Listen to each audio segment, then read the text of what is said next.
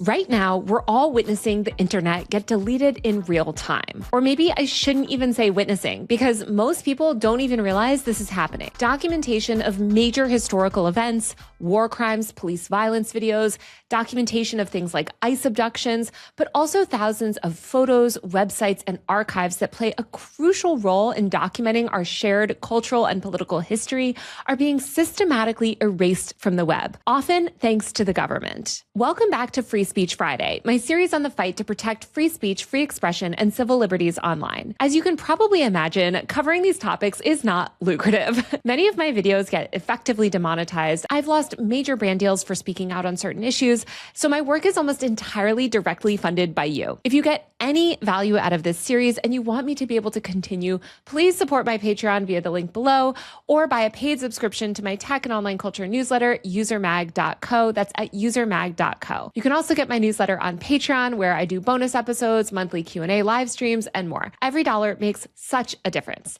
Now back to today's topic. When the internet first blossomed throughout the 1990s and early 2000s, it was positioned as this limitless bastion of knowledge. The internet was supposed to democratize access to information and allow anyone to access knowledge at any time in any place. The idea was that once information was uploaded to the web, it would exist forever in the digital ether, accessible to anyone pretty much for all time. This promise formed the foundation of our modern information ecosystem. It was a democratic and liberatory vision for the internet, where knowledge couldn't be controlled, suppressed, or destroyed by governments, corporations, and powerful interests. But that promise is dying. It has been for a while, to be clear, but things are accelerating in a really bad way. Right now, massive portions of the internet are being systematically erased, censored, and made inaccessible. The collective digital archive that we all rely on is essentially being burned, and many people have not and probably will never notice. This sort of under-the-radar censorship is escalating, especially as governments and tech platforms seek to remove any content that challenges mainstream media or government-approved narratives. Just a few months ago, YouTube quietly erased more than 700 videos from 3 prominent human rights organizations off YouTube. The deleted videos included investigations into Israeli airstrikes, testimonies from survivors, and documentation of the killing of Palestinian-American journalist Shireen Abu Akleh. YouTube deleted crucial video investigations into war crimes and erased firsthand testimonies from torture survivors and families whose loved ones were killed by the IDF. The documentary The Beach, which was about innocent Palestinian children playing on a beach who were murdered by an Israeli airstrike, was also deleted. All of this happened overnight, completely without warning. Some of these videos were preserved in backups on other platforms like the Internet Archive, but most are gone forever. There is no cumulative database of videos deleted by YouTube, and the majority of videos were never available anywhere else online to begin with. Google confirmed to The Intercept, which broke this story, that it intentionally deleted these videos at the behest of the American government because of sanctions. Basically, the Trump administration sanctioned these 3 human rights organizations simply for cooperating with the International Criminal Court's investigation into Israeli war crimes. Literally, these human rights organizations are just being sanctioned for helping the ICC investigate war crimes.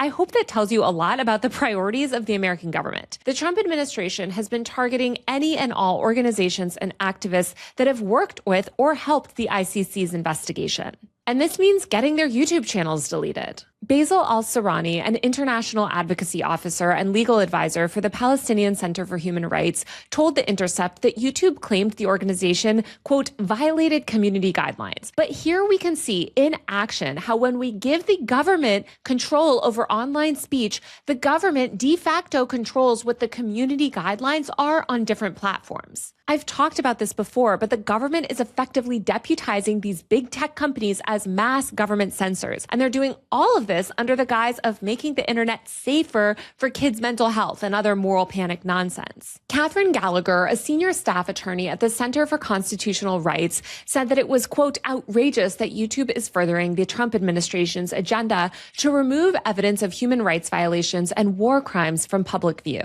But the mass deletion of content that the government doesn't like is not limited to YouTube. MailChimp, an email marketing service, has also deleted the accounts of human rights organizations at the behest of the the US government. Top US tech companies from Google to other email providers are consistently and systematically cutting off human rights organizations and activists from their platforms based on government pressure. Again, I just think that this case shows how private companies will readily delete vast archives of information when governments demand it, even without any sort of legitimate legal basis.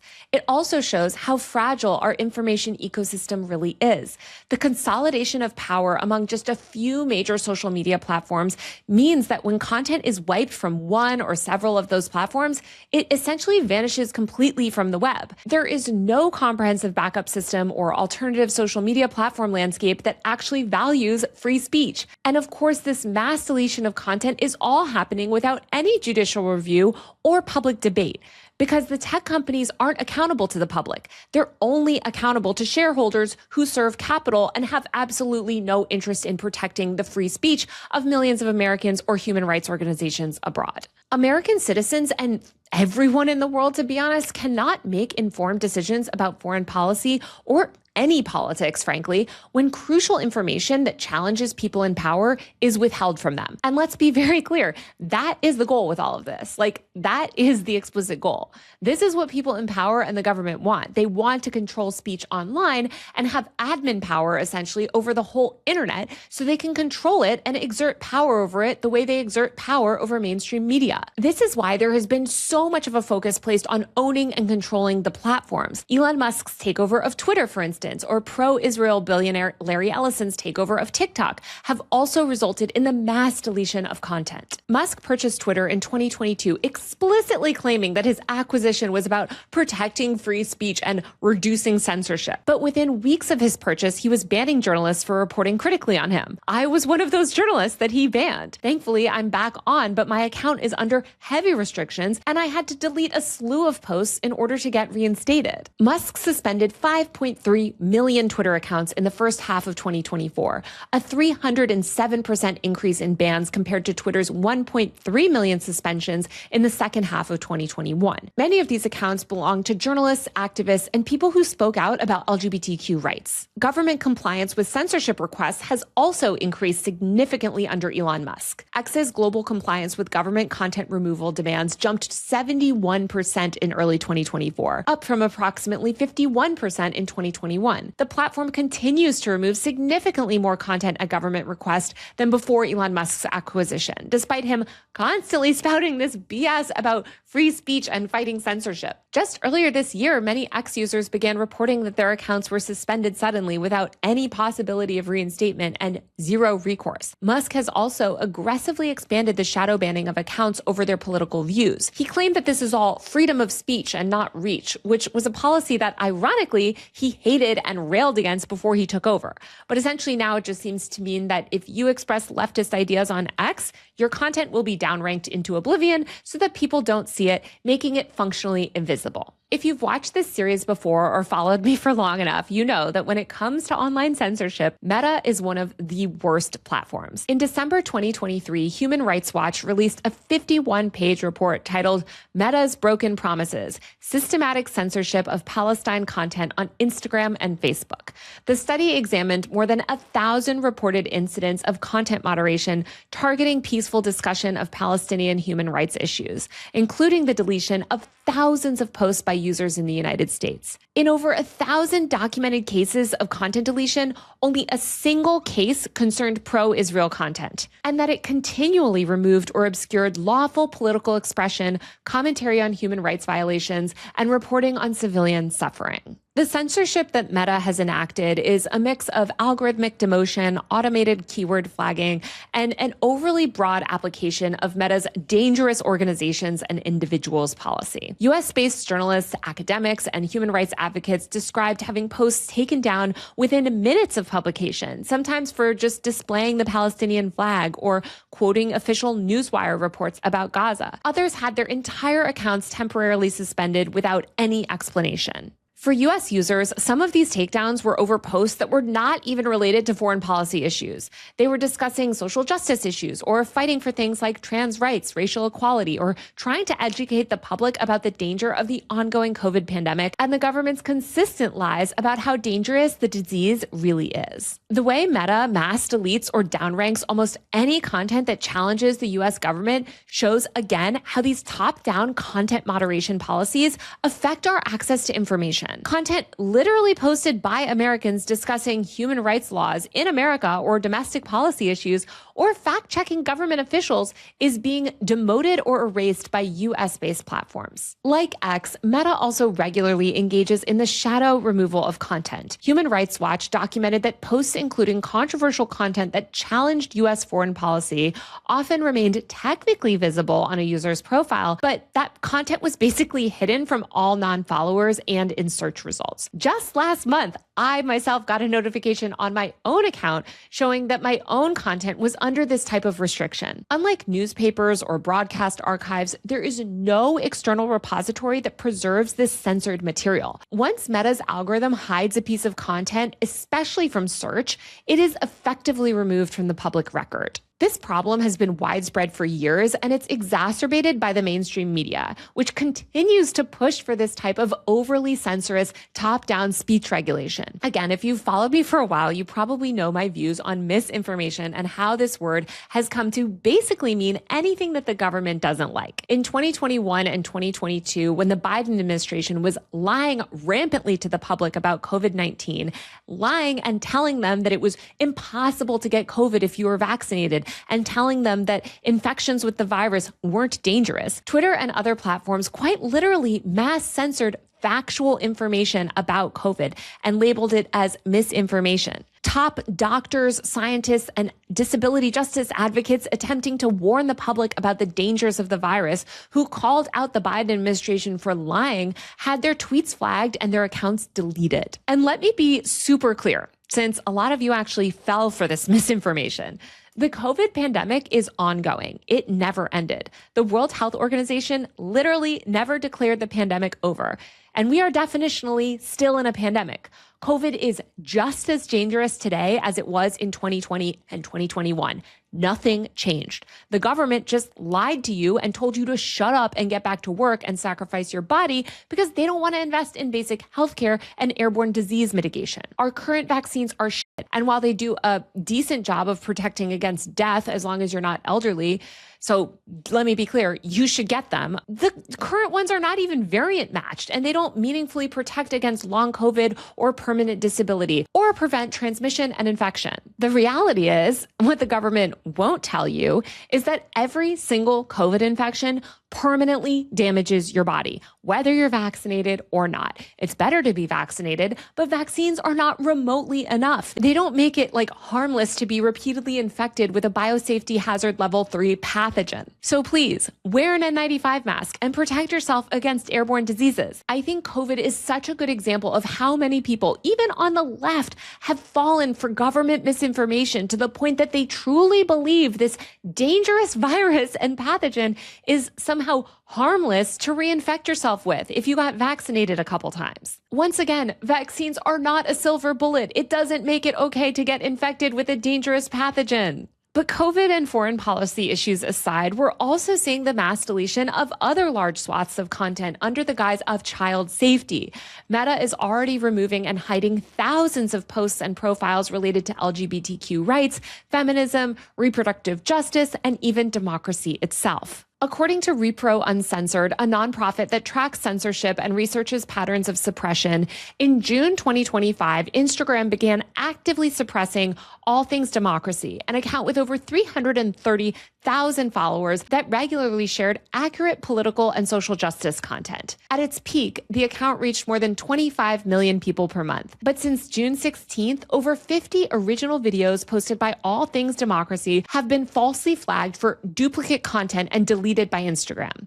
The account remains in a do not recommend status, making it effectively invisible in Explore, Search, and Reels. Again, all content on this page was original and policy compliant and accurate information about democracy itself. But Meta's automated and opaque content moderation systems focused on child online safety and started blocking access to fact-based civic information at scale, harming communities that rely on trusted independent media. As Repro Uncensored noted, quote, "This is part of a broader pattern. Big tech platforms increasingly silence voices that challenge disinformation and uplift democratic engagement." In April, over a dozen Instagram posts from pages like Plan C or Shout Your Abortion were deleted by Meta arbitrarily. The content focused on abortion pills by mail. The information in the post was medically accurate, legally compliant, completely normal, legal speech. But again, Instagram flagged and deleted the posts without explanation and offered no way to appeal, all in the name of children's safety and protecting people's mental health.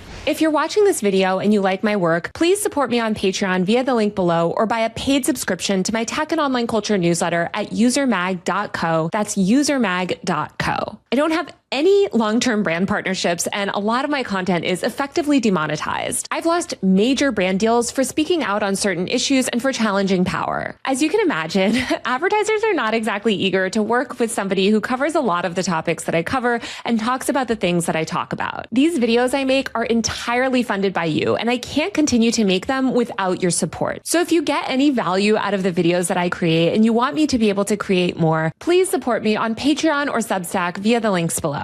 On Patreon, I do bonus episodes, monthly Q&A live streams, and post frequent updates about my work. My Substack newsletter gives you a bi-weekly roundup of everything that I'm seeing and reading and paying attention to online. You can also get my newsletter on Patreon. Once again, the links to everything are below in the description. Every dollar of your support makes such a difference. Censorship is also escalating, especially on TikTok, which is basically going to be under effectively government control once full ownership is transferred to a cadre of pro-Trump, pro-Israel billionaires. But even before that happens, the intensity of censorship on TikTok has increased dramatically following Trump's return to office. TikTok users reported that comments containing the phrase "Free Palestine" were being flagged as hate speech. Screenshots and videos shared on social media show comments advocating for human rights and social justice being removed for allegedly breaching TikTok's hate speech rules. And let's be clear, the TikTok ban itself was about censoring speech. It had nothing to do with China or data privacy. That was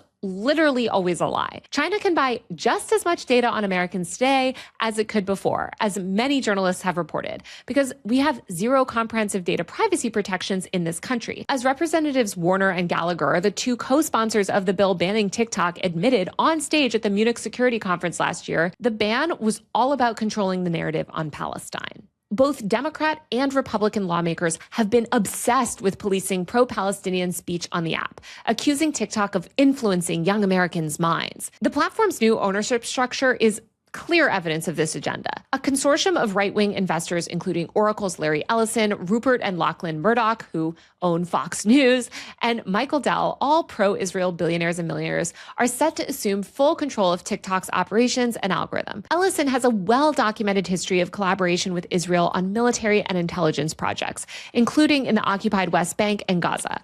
Rupert Murdoch's media empire, including Fox News and the New York Post, have continually advocated for government crackdowns on free speech. Before the mass bans, TikTok was one of the few major platforms where Palestinians could document their experience under bombardment and where activists could share information that mainstream media often ignored. TikTok creator Basan Adwa, a 25-year-old Emmy Award-winning filmmaker and journalist, has documented her real-time experiences throughout Israel's assault on Gaza. But now many of those videos from Palestinian activists themselves and journalists like Basan in Gaza have been arbitrarily deleted.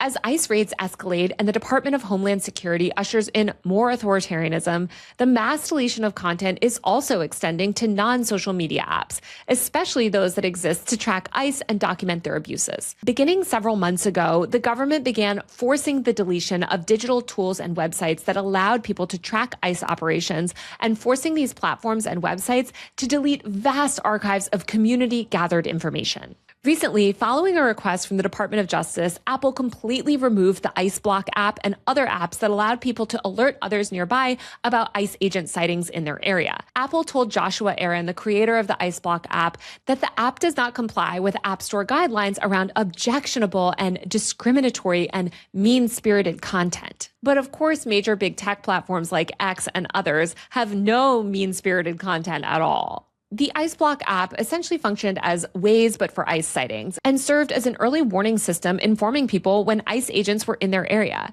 It had been downloaded more than 1 million times since its introduction in April 2025 and hit a high of nearly 114,000 downloads in a single day on July 1st. But of course, when Attorney General Pam Bondi contacted Apple demanding that they remove the app from their app store, the company happily complied. Joshua Aaron, the app's creator, tried to argue that the app's service was engaged in a type of protected speech and argued to at least keep the content that people had already uploaded to the app live. But so far, his efforts have failed. Meanwhile, Apple's own apps, like the company's mapping app that allows users to crowdsource documentation of things like accidents, hazards, and police speed traps along roadways, function the exact same way, but are totally legal. So if it's legal to report a police speed trap or upload videos of alleged criminals to apps like Citizen, why would it be illegal to report an ICE raid in your area? The difference is, of course, that the government doesn't care about that sort of user-generated content. And Google has also removed all similar ICE documentation apps from the App Store. People initially tried to work around these government removals. They started uploading videos and posts about ICE officers to social media. But immediately, their content was removed under online safety provisions. The Department of Justice worked with Facebook to delete a large group page with about 76,000 members that was being used to share information and videos about ICE agents in Chicago. Again, all under the guise of online safety and protecting people's mental health. All the information contained in these apps and these deleted groups disappeared. The million-plus users who downloaded the ICE Block app lost access to all of that crowdsourced data about ICE operations in their communities. Tens of thousands of members of these Facebook groups lost their archives of reported ICE sightings and community safety information. As the creator of the ICE Block app said, quote, "Capitulating to an authoritarian regime is never the right move. Our fundamental constitutional rights in this country are being stripped away by this administration and the powers that be, aka the big tech companies, who are capitulating to their requests." On top of government pressure to remove content, you also have these big platforms deliberating blocking tools designed to preserve digital history and crowdsourced information. In August 2025, Reddit announced that it would block the Internet Archive from indexing most of its content. A Reddit spokesperson said that, quote, "Until the Internet Archive is able to defend their site and comply with platform policies, we're limiting their access to Reddit data to protect Redditors." Their justification was basically user privacy and respecting content deletion. So if somebody wanted to delete a comment on Reddit, for instance, it wouldn't automatically be deleted on the Internet Archive. But the practical effect is that without backup services, Reddit content is then totally unrecoverable if it's deleted. And by the way, Reddit's whole argument is so stupid because you can literally request that any of your social media content be permanently removed from the Internet Archive if you wanted to actually scrub your comment history. According to a 2024 Pew study, 1 in 4 web pages that were online at some point between 2013 and 2023 are now no longer accessible. For sites from before 2013, 38% of web pages that were accessible in 2013 are no longer available. And now we're seeing these platforms mass block any archiving services from preserving the content on their sites. Reddit users, to their credit, did recognize the implications of this bad policy. On Reddit's r/technology subreddit, a thread about this news quickly accumulated over 30,000 upvotes, with users lamenting the death of a free and open internet. One user posted, quote, "Outrageous, especially with how often posts, threads, and users get deleted." Another declared that we are, quote, "entering a new age of internet censorship." And that's true, by the way. We are undeniably all entering into this age of mass online censorship. But that means we all need to start fighting back. And to do that, we have to understand the real root issues at play. Yes, the government wants to censor all speech that challenges power, but the for-profit business models of big tech are also a problem. Look at some of the recent changes that Reddit has made in the past few years to try to squeeze more profit out of the platform. In 2023, Reddit announced that it would begin charging companies for developer access to its API. The next year, it began to actually charge search engines to index its content. Then it struck deals with both OpenAI and Google to allow their LLMs to be trained on its data. So much for all of that user privacy stuff that they were saying, right? The Internet Archive, which is a nonprofit focused on public good, is not allowed to scrape Reddit to preserve online history, but paying customers like Google and OpenAI can, of course, access an endless amount of Reddit's data to train their AI models because it's more profitable that way. Basically, a company like Reddit has no incentive to allow non-paying archive services to keep a public record of their content when they can instead make millions by restricting access and then charging AI companies to use it. Reddit's internal content removal practices have also gone downhill. A University of Michigan study examining more than 600 million comments across a range of subreddits found that comments with opposing political views were significantly more likely to be censored and deleted by moderators. Amidst all of this happening, we're also witnessing a sharp escalation in direct attacks on archiving infrastructure. As the platforms are being censored and the tools to preserve content are being blocked, attacks on internet archive systems are the final stage of this mass digital erasure that we're witnessing across the web. For instance, in October 2024, the Internet Archive suffered a catastrophic series of cyber attacks. The site also faced DDoS attacks and was hit with an email hack while working to restore services from the initial attacks. The Internet Archive is the single most important digital preservation platform that we have. And because of these attacks, it was rendered fully offline for weeks. That meant that millions of users were unable to access or add any archived content throughout that time. Internet Archive founder Brewster Kahle noted that libraries and archives are being systematically targeted by bad actors and governments. Libraries with online archives, including the British Library, Seattle Public Library, Toronto Public Library, and Calgary Public Library, have also suffered these similar cyber attacks. Attackers recognize correctly that destroying archive systems means destroying the ability to verify historical claims or destroying the ability to fact-check government statements against past reality.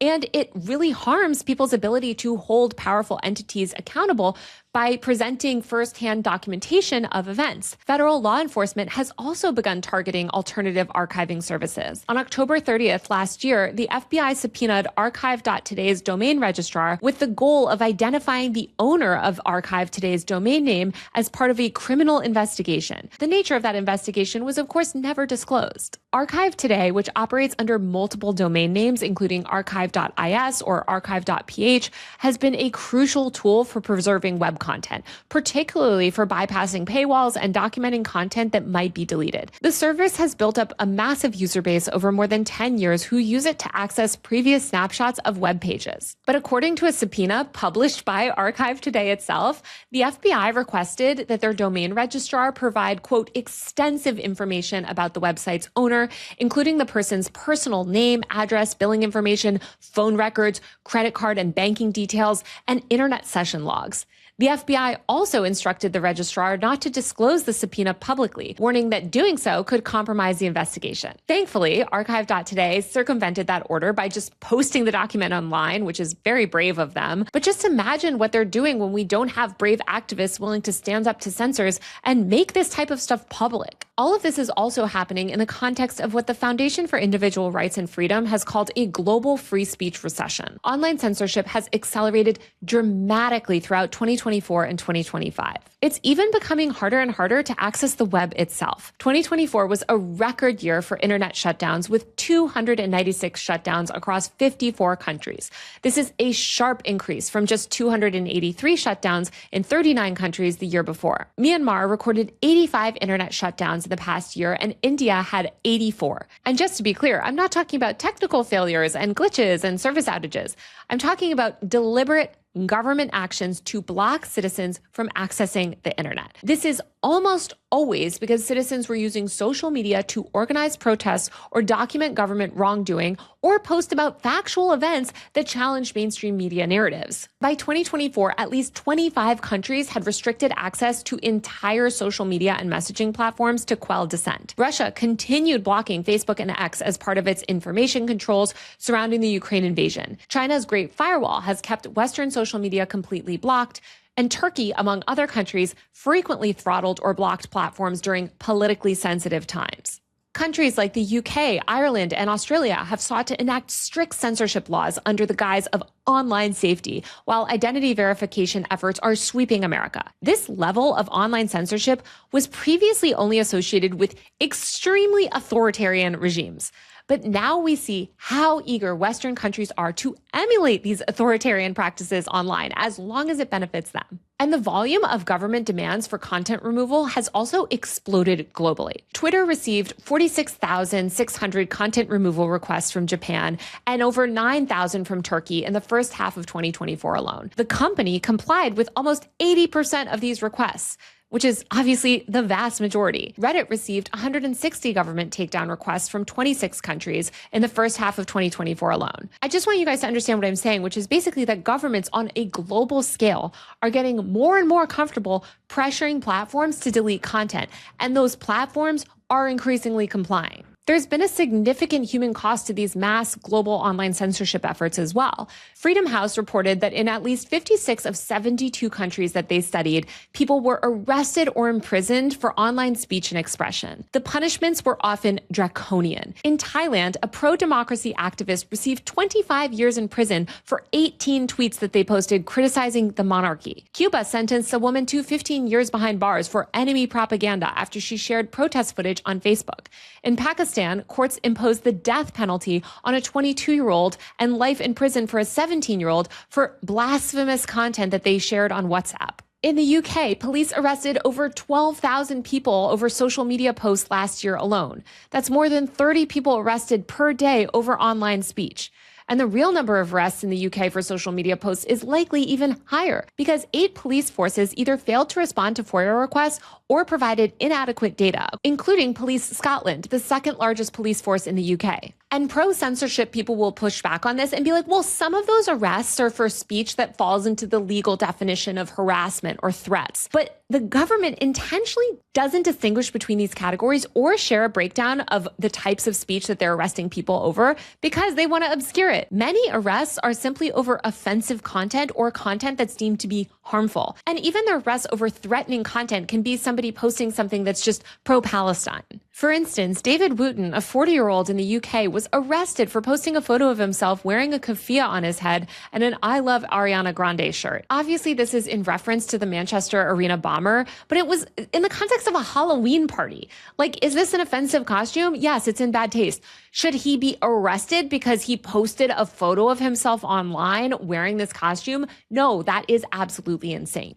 Jake Herford, the head of research and investigations at Big Brother Watch, a civil liberties group, told the Times of London that the staggering rate at which the UK is arresting people over online content is seriously concerning. He said, quote, police look to be wasting countless hours on arresting people for posting things online that, while offensive, are not illegal. Heavy-handed use of vague communications offenses is a threat to everyone's freedom to express themselves online. All of these things together that I've been talking about in this video represent this fundamental assault on free speech principles across the internet and around the world. Free speech also includes the right to freely access information and to preserve that information freely too. The Universal Declaration of Human Rights states that, quote, everyone has the right to freedom of opinion and expression. This includes the freedom to hold opinions without interference and to seek, receive, and impart information and ideas through any media, regardless of frontiers. The right to seek and receive information is just as fundamental as the right to impart it. But this right is being systematically violated through the mass deletion of content online and just this broad-based censorship in the name of online safety. Just go back to the YouTube incident that took place that I talked about in the beginning of this video.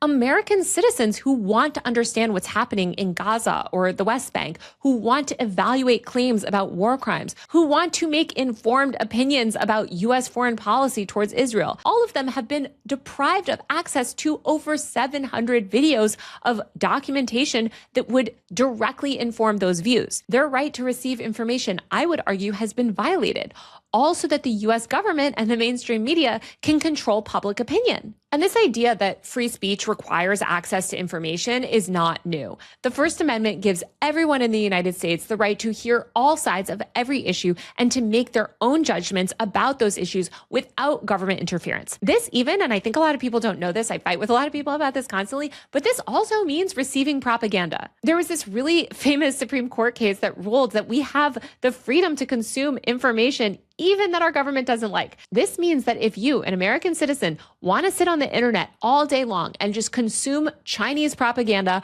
or Russian disinformation all day long, that's the only thing you want to read all day long, you absolutely have the right to do that. That is what freedom to consume information means. You have the right to receive that information. That's what bothered me so much when they were arguing that like TikTok was 100% Chinese propaganda.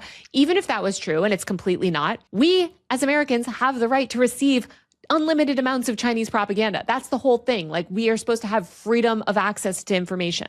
The First Amendment allows anyone to speak, publish, and read and view whatever they want. They can also worship or not worship religions that they wish. They can associate with whoever they want online. They can gather in public as well to exercise their speech rights. The right to speak freely and the right to publish under the First Amendment has been interpreted pretty widely, to be honest, to protect individuals and society from government attempts to suppress ideas and information. The First Amendment is also supposed to protect against government censorship of books, magazines, newspapers, art, film, and music. Somehow we understand, government incursions on all of these, but we don't seem to understand government censorship of online speech. This is why, when all the Jimmy Kimmel stuff happened and you had all these celebrities suddenly signing, the ACLU's letter and how we support free speech and all of this, and there was all this media outcry, and it's okay, so you understand that the government shouldn't have the power to censor media, but somehow you only care when the government's censoring the mainstream media, which usually aligns with the government. You don't care when the government is censoring online media, which challenges the government. I wish any of those celebrities would literally care or sign any petition about online speech. Instead, if you watch my video on my live stream channel, you'll see that a lot of these same celebrities that signed that letter are out promoting online censorship. Because again, these people in power are trying to argue that these core First Amendment principles don't apply to the internet, even though the Supreme Court and other courts have actually repeatedly and conclusively held that we have a First Amendment right to receive information and to speak freely online. Theoretically, it's being chipped away. And just to back up to what I was saying before about this famous Supreme Court case that held that we have the right to receive propaganda information or disinformation if we want, I've been thinking a lot about that court case. It's called Lamont v. Postmaster, because that case held that a federal law requiring recipients of communist political propaganda were being forced to identify themselves and affirmatively request delivery of the propaganda violated the First Amendment. Basically, they were you shouldn't have to identify yourself, if you want to receive this propaganda. The Supreme Court ruled that requiring someone to identify themselves to get controversial information discouraged free speech and the free flow of ideas. And yet look at what people in power are trying to do to the internet today. Literally. This is also why it's so dangerous that just a handful of private companies wield such unilateral control over our information ecosystem. In the United States, Meta, Google, and X are essentially the primary vehicles for civic communication for millions of people online. These companies' decisions to systematically delete basically any and all content that promotes specific narratives that, challenges the government or challenges mainstream powers means that entire strands of public discourse or documentation of things that really anything that the government doesn't like can just be erased from history. There's also a massive ripple effect with these government censorship and deplatforming campaigns. When content creators, journalists, and activists see that documenting certain types of events or reporting on certain types of issues can get your entire account deleted, or when they see that running an archiving service can result in a costly FBI investigation, or when they see entire platforms and apps shut down by the government for allowing users to post things like videos of ICE agents, they self-censor.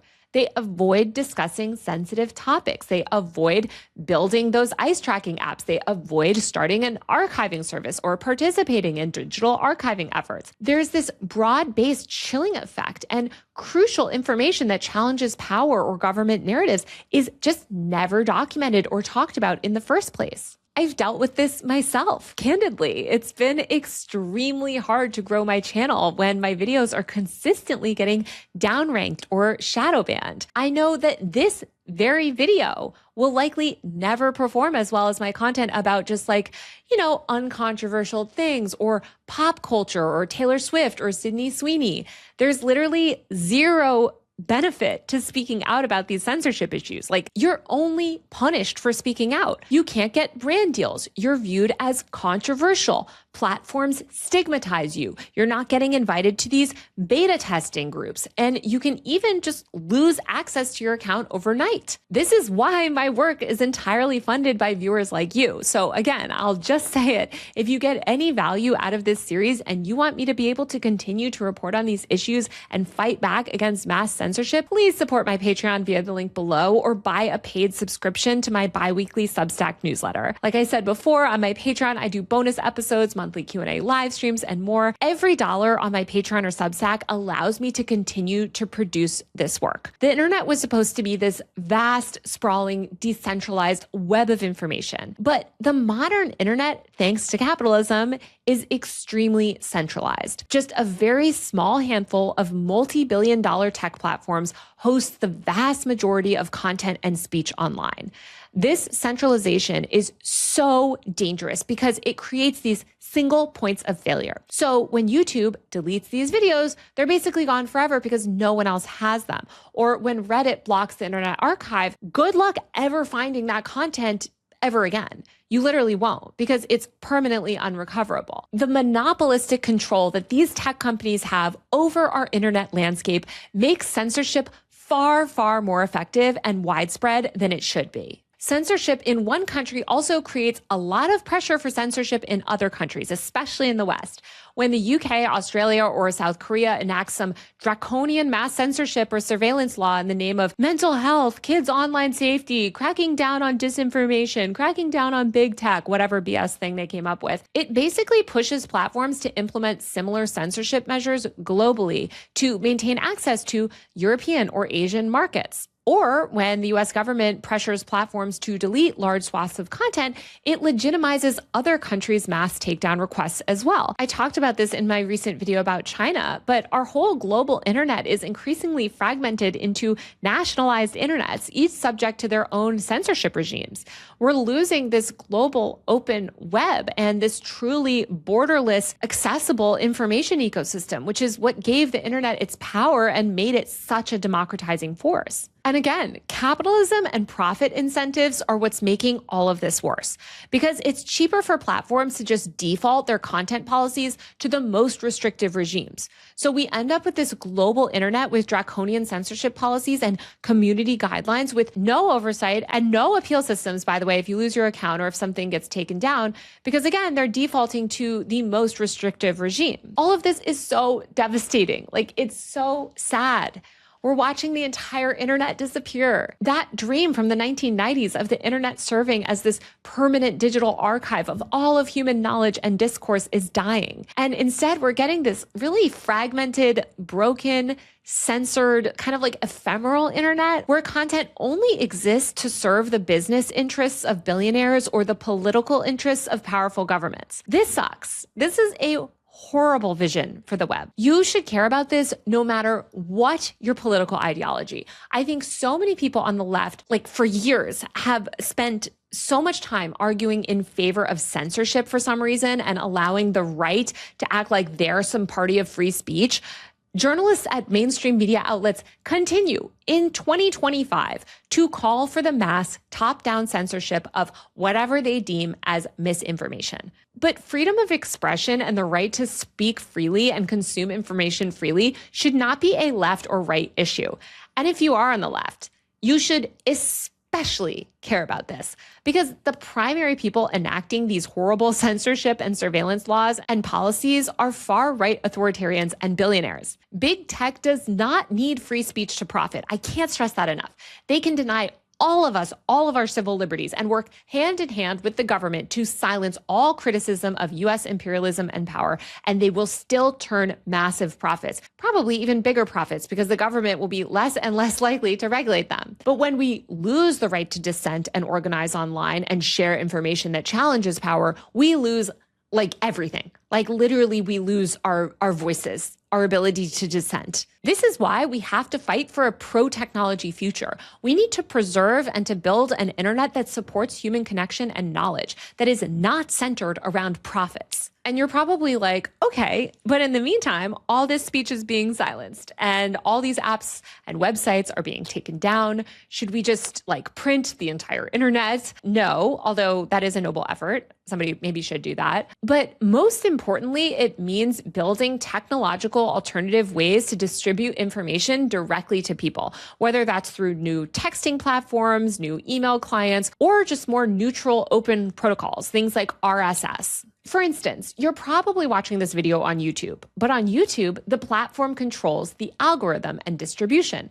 If you subscribe to my show on RSS via the link below or search Power User by Taylor Lorenz on any podcasting app, that ensures that my content can't be shadow banned by any algorithm. So please subscribe if you like me. Subscribe. I post everything I post on YouTube to all the podcasting platforms. So subscribe to me there. It helps me opt out of these horrible hyper-capitalist algorithms that shadow ban all my content. We also just desperately need people on the left to build alternative technologies. We should, again, be embracing a tech-forward future where we build ways to communicate and organize at scale on platforms that aren't owned or controlled by billionaires. And most importantly, in the meantime, we have to do everything to kill these mass censorship laws at home. So that means calling your representatives, telling them to kill dangerous surveillance laws like the Kids Online Safety Act, the Screen Act, the App Store Accountability Act, the Parents Over Platforms Act, all of these BS laws.